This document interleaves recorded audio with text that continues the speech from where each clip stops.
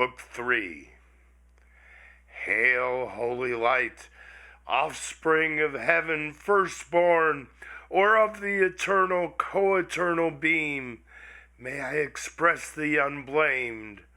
Since God is light, never but in unapproached light dwelt from eternity, dwelt then in thee, bright effluence of bright essence increate. Or hear'st thou rather pure ethereal stream, whose fountain who can tell? Before the sun, before the heavens thou wert, knit the voice of God as with a mantle didst invest the rising world of waters dark and deep, one from the void and formless infinite. Thee I revisit now with bolder wing. Escape the Stygian pool, though long detained in that obscure sojourn, while in my flight through utter and through middle darkness borne with other notes than to the Orphean lyre, I sung of chaos and eternal night, taught by the heavenly muse to venture down the dark descent, and up reascend, though hard and rare. Thee I revisit safe, and feel thy sovereign lamp, but thou revisit'st not these eyes that roll in vain to find thy piercing ray and find no dawn.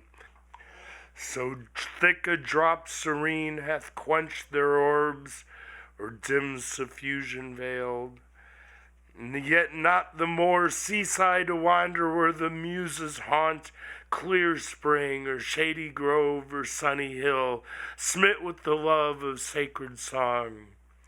But chief thee, Sion, and the flowery brooks beneath that wash thy hallowed feet, and warbling flow nightly I visit, nor sometimes forget those other two equaled with me in fate, so were I equaled with them in renown, blind Thamyris and blind Meonides, and Tiresias and Phineus, prophets old.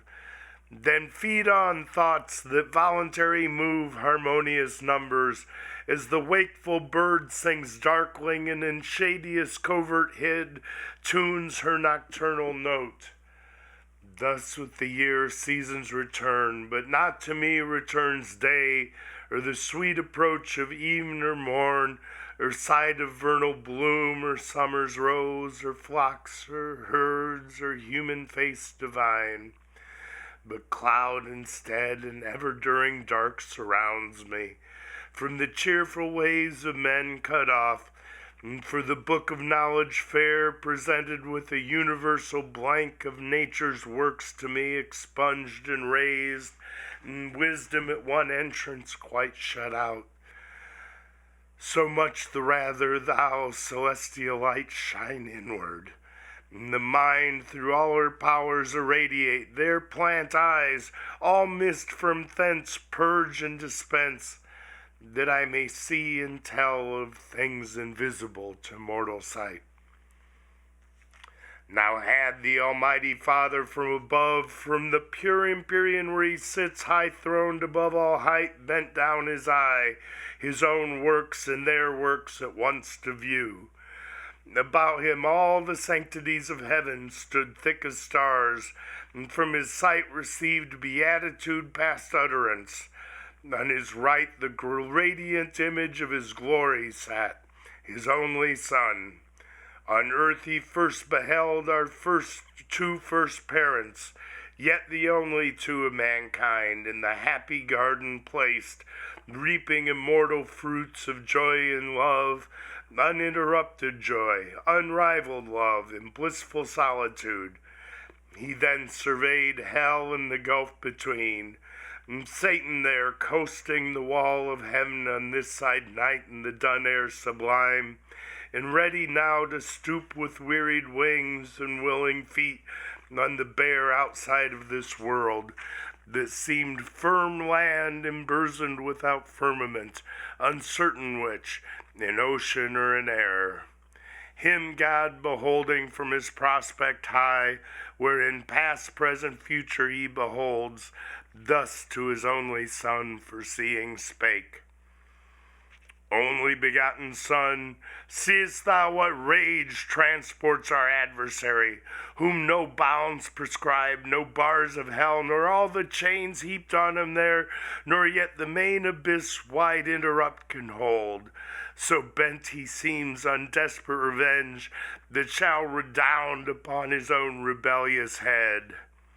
And now through all restraint broke loose, he wings his way not far off heaven, in the precincts of light, directly toward the new created world, and man there placed, with purpose to essay if him by force he can destroy, or worse, by some false guile pervert, and shall pervert. For man will hearken to his glozing lies, and easily transgress the sole command, sole pledge of his obedience. So will fall he and his faithless progeny. Whose fault? Whose but his own? Ingrate, he had of me all he could have. I made him just and right, sufficient to have stood, though free to fall. Such I created all the ethereal powers and spirits, both them who stood and them who failed. Freely they stood who stood, and fell who fell. Not free, what proof could they have given sincere of true allegiance, constant faith or love? Not only what must needs do appeared, not what they would. What praise could they receive? What pleasure could I from such obedience paid, were will and reason is also choice, useless and vain, of freedom both despoiled, made passive both, had served necessity, not me. They therefore as to right belonged, so were created, nor can justly accuse their maker, or their making, or their fate, as if predestination overruled their will, disposed by absolute decree or high foreknowledge. They themselves decreed their own revolt, not I. If I foreknew, foreknowledge had no influence on their fault, which had no less proved certain unforeknown. So without least impulse or shadow of fate, or aught by me immutably foreseen, they trespass, authors to themselves in all, both what they judge and what they choose. For so I formed them free, and free they must remain, till they enthrall themselves. I else must change their nature, and revoke the high decree unchangeable, eternal, which ordained their freedom. They themselves ordained their fall. The first sort by their own trans-suggestion fell, self-tempted, self-depraved. Man falls deceived by the other first. Man therefore shall find grace, the other none. In mercy and justice both, through heaven and earth, so shall my glory excel.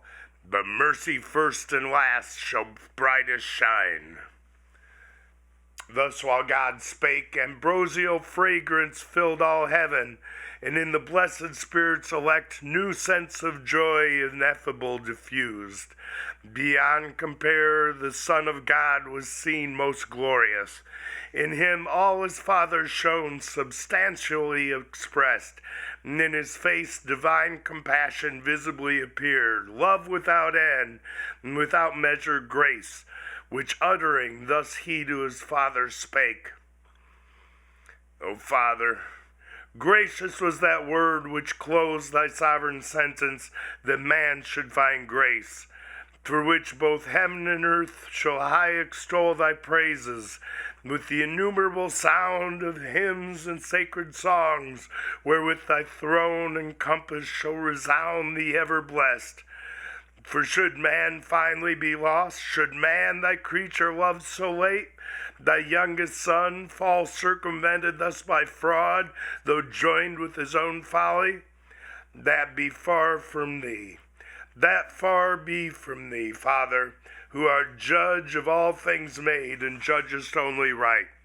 Or shall the adversary thus obtain his end, and frustrate thine? Shall he fulfill his malice, and thy goodness bring to naught? Or proud revenge, though to his heavier doom, yet with revenge accomplished, and to hell draw after him the whole race of mankind, by him corrupted? Or wilt thou thyself abolish thy creation and unmake for him what for thy glory thou hast made? So should thy goodness and thy greatness both be questioned and blasphemed without defense. To whom the great Creator thus replied, O Son, in whom my soul hath chief delight, Son of my bosom, Son, who art alone my word, my wisdom, and effectual might. All hast thou spoken as my thoughts are, all as my eternal purpose hath decreed. Man shall not be quite lost, but saved who will, yet not of will in him, but grace in me freely vouchsafed. Once more I will renew his lapsed powers, though forfeit and enthralled by sin to foul exorbitant desires. Upheld by me, yet once more shall he stand on even ground against his mortal foe. By me upheld, that he may know how frail his fallen condition is, and to me owe all his deliverance, and to none but me. Some I have chosen of peculiar grace, elect above the rest. So is my will. The rest shall hear me call, and oft be warned their sinful state, and to appease betimes the incensed deity while offered grace invites. For I will clear their senses dark, what may suffice, and soften stony hearts to pray, repent, and bring obedience due. To prayer, repentance, and obedience due, though but endeavored with sincere intent, mine ear shall not be slow, mine eye not shut. And I will place within them as a guide my umpire conscience, who if they will hear, light after light well used they shall attain, and to the end persisting safe arrive. This my long sufferance and my day of grace, they who neglect and scorn shall never taste. The hard be hardened, blind be blinded more, that they may stumble on and deeper fall. And none but such from mercy I exclude. But yet all is not done. Man, disobeying, disloyal, breaks his fealty and sins against the high supremacy of heaven, affecting Godhead, and so losing all.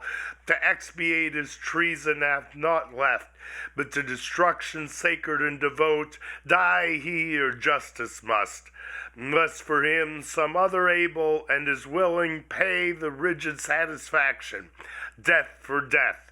Say, heavenly powers, where shall we find such love?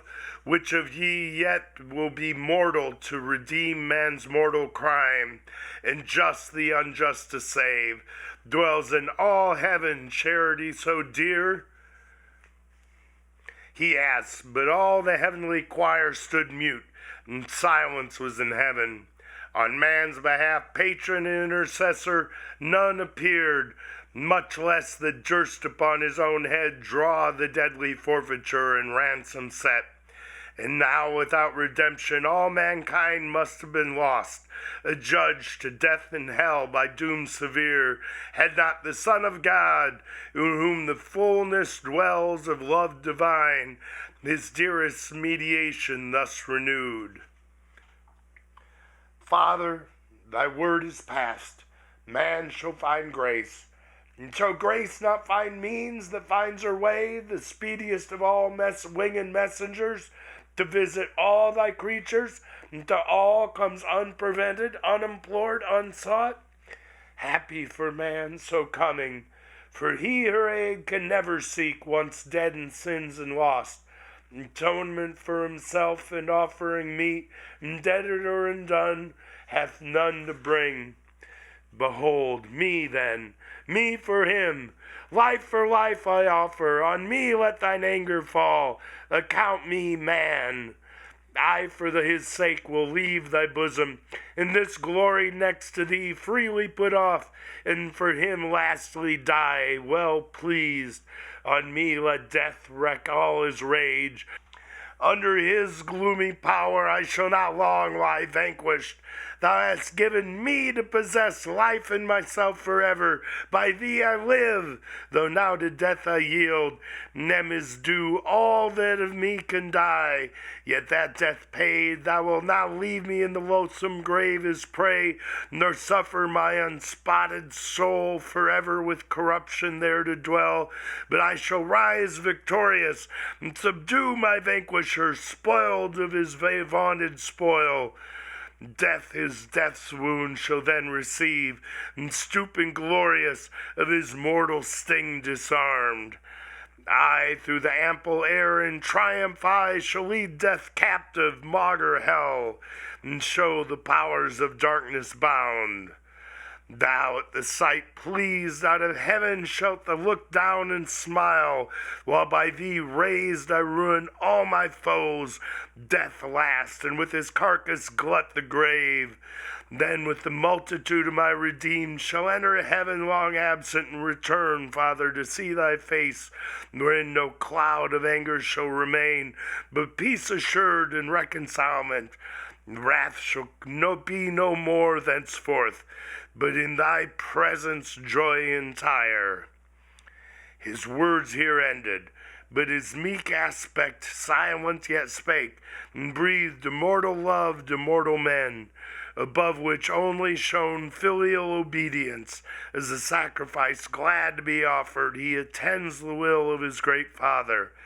Admiration seized all heaven what this might mean, and whither tend wondering, but soon the Almighty thus replied, O thou in heaven and earth the only peace found out for mankind under wrath, O thou my sole complacence, well thou knowest how dear to me are all my works, nor man the least, though last created, that for him I spare thee from my bosom and right hand to save, by losing thee awhile, the whole race lost. Thou, therefore, whom thou only canst redeem, their nature also to thy nature join, and be thyself man among men on earth, made flesh when time shall be, of virgin seed by wondrous birth. Be thou in Adam's room the head of all mankind, though Adam's son, as in him perish all men, so in thee as from his second root shall be restored as many as are restored, without thee none. His crime makes guilty all his sons. Thy merit imputed shall absolve them who renounce their own both righteous and unrighteous deeds, and live in thee transplanted, and from thee receive new life. So man, as is most just, shall satisfy for man, be judged and die, and dying rise, and rising with him raise his brethren, ransomed with his own dear life. So heavenly love shall outdo hellish hate, giving to death and dying to redeem, so dearly to redeem what hellish hate so easily destroyed, and still destroys in those who, when they may, accept not grace. Nor shalt thou by descending to assume man's nature lessen or degrade thine own, because thou hast, though throned in highest bliss, equal to God and equal enjoying godlike fruition, quitted all to save a world from utter loss, and hast been found by merit more than the birthright Son of God, found worthiest to be so by being good, far more than greater high. Because in thee love hath abounded more than glory abounds, wherefore thy humiliation shall exalt with thee thy manhood also to this throne. Here thou shalt sit incarnate, here shall reign both God and man, Son of both God and man, anointed universal King. All power I give thee, reign forever, and assume thy merits. Under thee as head supreme, thrones, princedoms, powers, dominions I reduce. All knees to thee shall bow, of them that bide in heaven or earth or under earth and hell. When thou attended gloriously from heaven shalt in the sky appear, and from thee send thy summoning archangels to proclaim the dread tribunal, forthwith from all winds the living, and forthwith the sighted dead of all past ages to the general doom shall hasten. Such appeals shall rouse their sleep. Then all thy saints assembled, thou shalt judge bad men and angels. They arranged shall sink beneath thy sentence. Hell, her numbers full, thenceforth shall be forever shut. Meanwhile the world shall burn, and from her ashes spring new heaven and earth, wherein the just shall dwell, and after their tribulations long see golden days, fruitful of golden deeds, with joy and love triumphing in fair truth. Then thou thy regal scepter shall lay by, for regal scepter then no more shall need. God shall be all in all. But all ye gods adore him, who to compass all this dies. Adore the Son, and honor him as me. No sooner the Almighty ceased, but all the multitude of angels with a shout loud as from numbers without number, sweet as from blessed voices uttering joy, heaven rung with jubilee, and loud hosannas filled the eternal regions. Lowly reverent toward either throne they bow, and to the ground with solemn adoration down they cast their crowns inwove with amaranth and gold. Immortal amaranth, the flower which once in paradise fast by the tree of life began to bloom, but soon for man's offense to heaven removed where first it grew, there grows. And flowers aloft shading the fount of life, nor the river of bliss through midst of heaven rolls over his Elysian flowers or amber stream. With these that never fade, the spirits elect bind the resplendent locks enwreathed with beams, now in loose garlands thick strown off, and the bright pavement like that of a sea of jasper shone, empurpled with celestial roses smiled. Then crowned again their golden harps they took, harps ever tuned, that glittering by their sides like quivers hung, and with preamble sweet of charming symphony they introduced their sacred song, and waken raptures high. No voice exempt, no voice but well could join melodious parts, such concord is in heaven.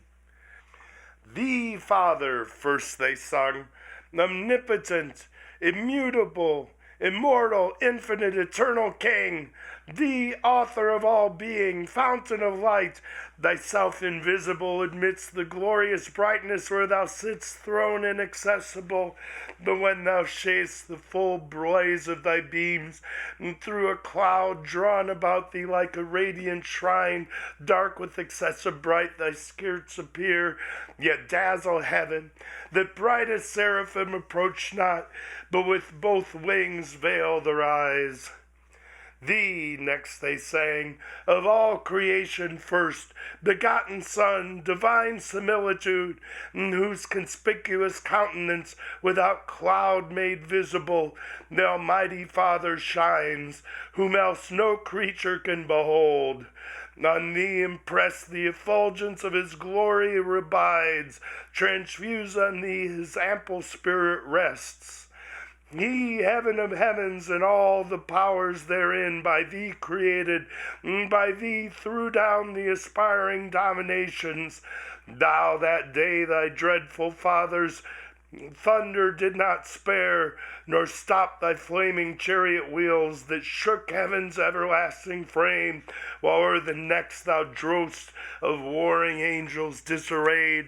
Back from pursuit thy powers with loud acclaim, thee only extolled, son of thy father's might, to execute fierce vengeance on his foes. Not so on man, him through all their malice fallen, Father of mercy and grace, thou didst not doom so strictly, but much more to pity incline. No sooner did thy dear and only Son perceive thee purpose not to doom frail man so strictly, but much more to pity inclined, he to appease thy wrath and end the strife of mercy and justice in thy faith discerned, regardless of the bliss wherein he sat second to thee, offered himself to die for man's offense. O unexampled love, love nowhere to be found less than divine. Hail, Son of God, Savior of men, thy name shall be the copious matter of my song henceforth, and never shall my harp thy praise forget, nor from thy Father's praise disjoin. Thus they in heaven, above the starry sphere, their happy hours enjoy and hymning spent. Meanwhile, upon the firm opacious globe of this round world, whose first convex divides the luminous and furious orbs, enclosed from chaos and the inroad of darkness old, Satan alighted walks. The globe far off it seemed, now seems a boundless continent, dark, waste, and wild, under the frown of night, starless exposed, and ever-threatening storms of chaos blustering round inclement sky, save on that side for which from the wall of heaven, though distant far, some small reflection gains of glimmering air less vexed with tempest loud. Here walked the fiend at large in spacious field, as when a vulture on Emmaus bred, whose snowy ridge the roving Tartar bounds, dislodging from a region scarce of prey to gorge the flesh of lambs or yeanling kids on hills where flocks are fed, flies toward the springs of Ganges or Hydaspes, Indian streams, but on his way lights on the barren plains of Sarikana, where Chinese drive with sails and wind their canny wagons light. So on this windy sea of land the fiend walked up and down alone, bent on his prey. Alone, for other creature in this place, living or lifeless, to be found was none. None yet, but store after from the earth up hither like aerial vapors flew of all things transitory and vain, when sin with vanity had filled the works of men. Both all things vain, and all who in vain things built their fond hopes of glory or lasting fame, or happiness in this or the other life.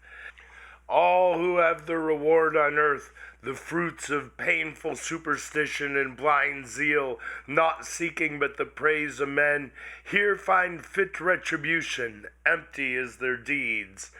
All the unaccomplished works of nature's hand, abortive, monstrous, or unkindly mixed, dissolved on earth, fleet hither, and in vain, till final dissolution wander here, not in the neighboring moon as some have dreamed. Those argent fields more likely habitants, translated saints or middle spirits hold, betwixt the angelic and humankind. Hither of ill-joined sons and daughters, born first of the ancient world, those giants came, with many a vain exploit, though then renowned. The builders next to Babel on the plain of Sennaar, and still with vain delight design new Babels, had they wherewithal would build. Others came single. He who would be deemed a god leaped fondly into Etna's flames, Empedocles, and he to enjoy Plato's Elysium leaped into the sea. Cleombrotus, many more too long, embryos and idiots, eremites and friars, white, black, and gray, with all their trumpery. Here pilgrims roam, that strayed so far to seek in Golgotha him dead who lives in heaven, nay, who to be sure of paradise, dying put on the weeds of Dominic or in Franciscan think to pass disguised. They pass the planet seven and pass the fixed, and that crystalline sphere whose balance weighs the trepidation talked, and then first moved. Now St. Peter at heaven's wicket seems to wait for them with his keys. Now at foot of heaven's ascent they lift their feet, when lo, a violent crosswind from either coast blows them transverse 10,000 leagues awry into the devious air. Then might ye see cowls, hoods, and habits, with their wearers tossed and fluttered into rags, then relics, beads, indulgences, dispenses, pardons, bulls, the sport of winds. All these upworld aloft fly o'er the backside of the world, far off into a limbo large and broad, since called the paradise of fools, to few unknown long after, now unpeopled and untrod. All this dark globe the fiend found as he passed, and long he wandered, till at last a gleam of dawning light turned thitherward in haste his traveling steps. Far distant he descries, ascending by degrees magnificent up to the wall of heaven, a structure high, at top whereof but far more rich appeared the work as of a kingly palace gate, with frontispiece of diamond and gold embellished. Thick with sparkling orient gems the portal stood, inimitable on earth by model, or by shading pencil drawn. The stairs were such as whereon Jacob saw angels descending and descending, bands of guardians bright, who, when he from Esau fled to Padan Aram in the field of Luz, dreaming by night under the open sky, and waping cried, "This is the gate of heaven." Each stair mysteriously was meant, nor stood there always, but drawn up to heaven sometimes viewless, and underneath this bright sea flowed of jasper, of liquid pearl, whereon who came after on the earth, sailing arrived, wafted by angels, or flew o'er the lake, wrapped in a chariot drawn by fiery steeds. The stairs were then let down, whether to dare the fiend by easy ascent, or aggravate his sad exclusion from the doors of bliss, direct against which opened from beneath, just over the blissful seat of paradise, a passage down to the earth, a passage wide, wider by far than that of after times over Mount Sion, and though that were large, over the promised land to God so dear, by which to visit oft these happy tribes, on high behests his angels to and fro pass frequent, in his eye with choice regard, from Peneus, the fount of Jordan's flood, to Beersaba, where the Holy Land borders on Egypt and the Arabian shore. So wide the opening seemed, where bounds were set to darkness, such as bound the ocean wave. Satan from hence now on the lower stair, that scaled by steps of gold the heaven gate, looks down with wonder at the sudden view of all this earth at once, as when a scout through dark and desert ways, with peril gone all night, at last by daybreak of cheerful dawn obtains the brow of some high climbing hill, which to his eye discovers unaware the goodly prospect of some foreign land first seen. There's some renowned metropolis with glittering spires and pinnacles adorned, which now the rising sun gilds with his beams. Such wonders seized, though after heaven seen, the spirit malign, but much more envy seized, at sight of all this world beheld so fair. Round he surveys, and well might, where he stood so high above the circling canopy of night's shade, from eastern point of Libra to the fleecy star that bears Andromeda, far off Atlantic seas beyond the horizon.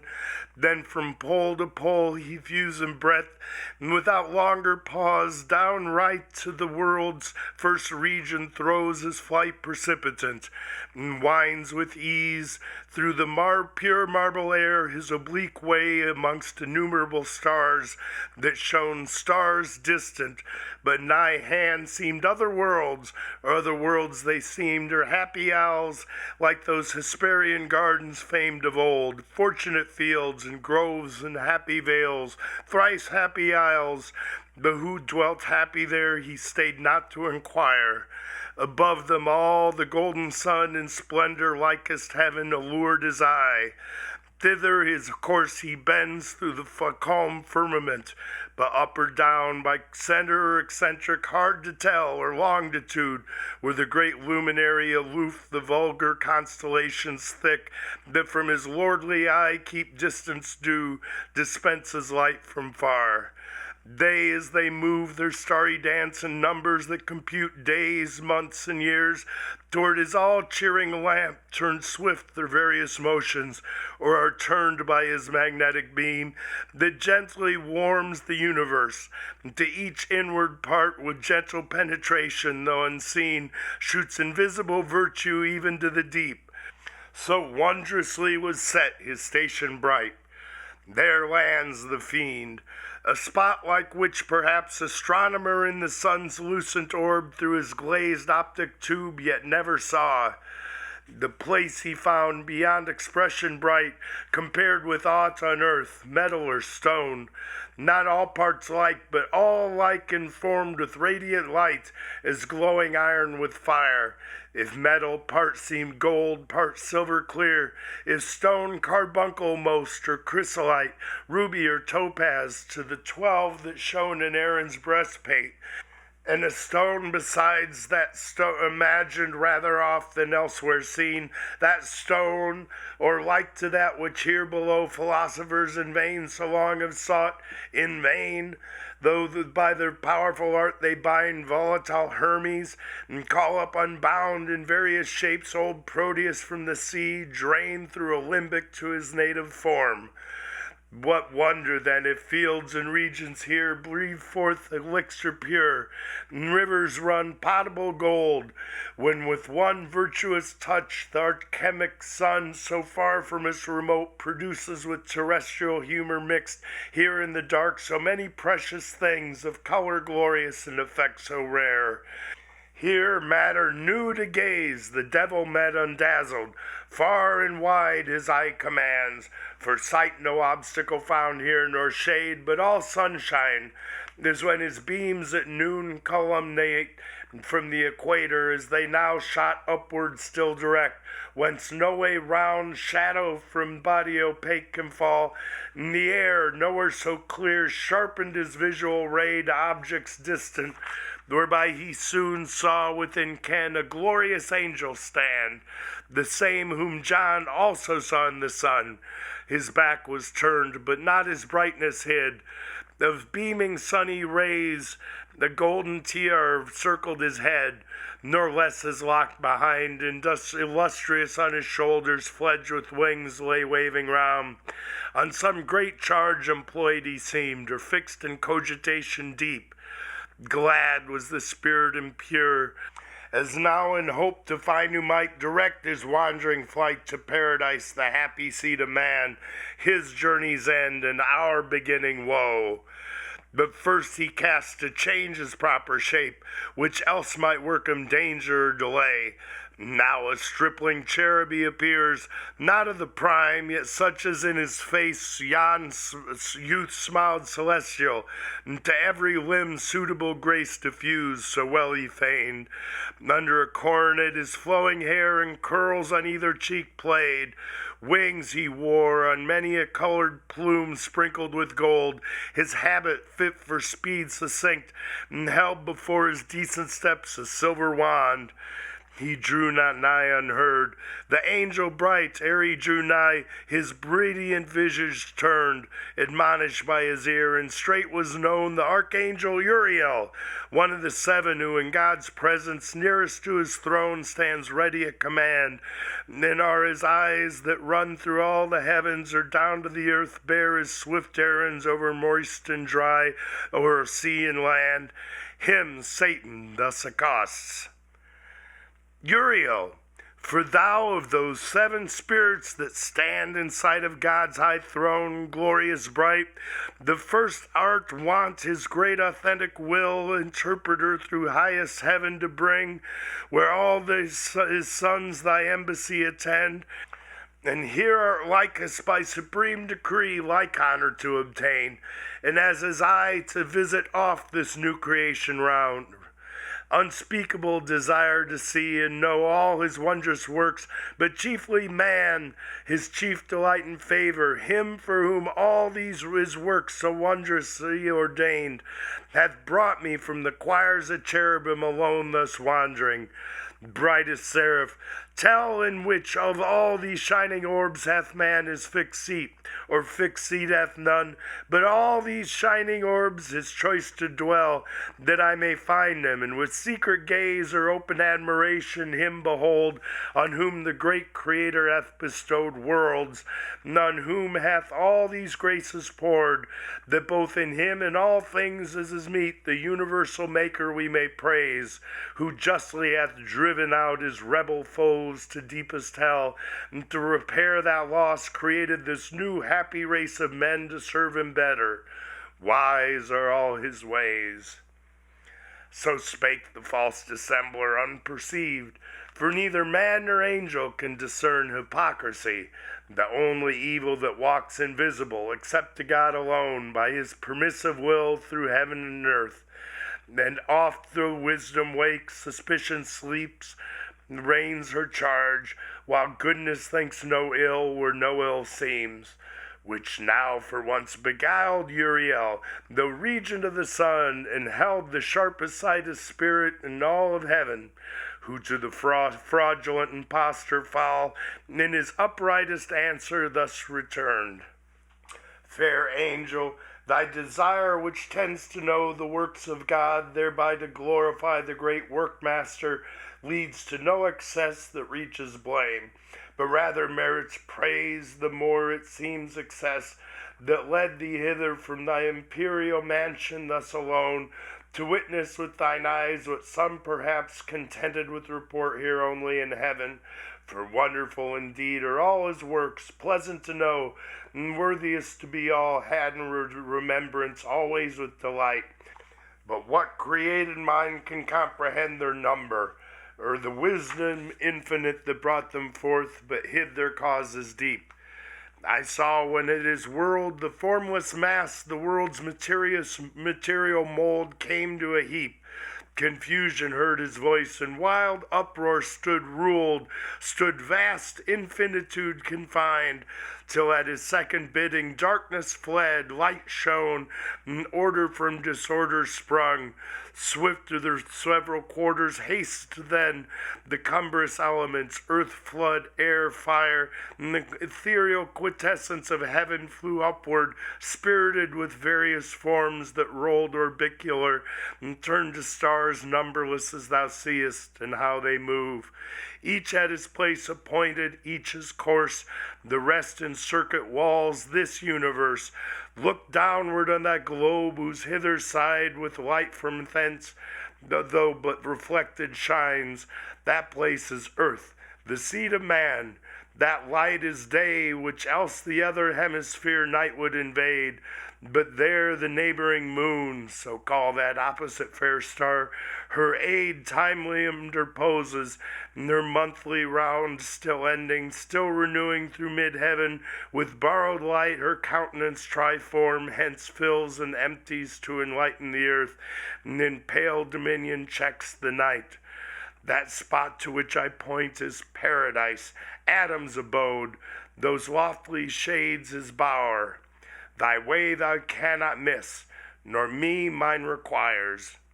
Thus said, he turned, and Satan, bowing low as to superior spirits as wont in heaven, where honor due and reverence none neglects, took leave, and toward the coast of earth beneath, down from the ecliptic sped with hoped success, throws his steep flight in many an airy wheel, nor stayed till on Niphates' top he lights. The end of the third book.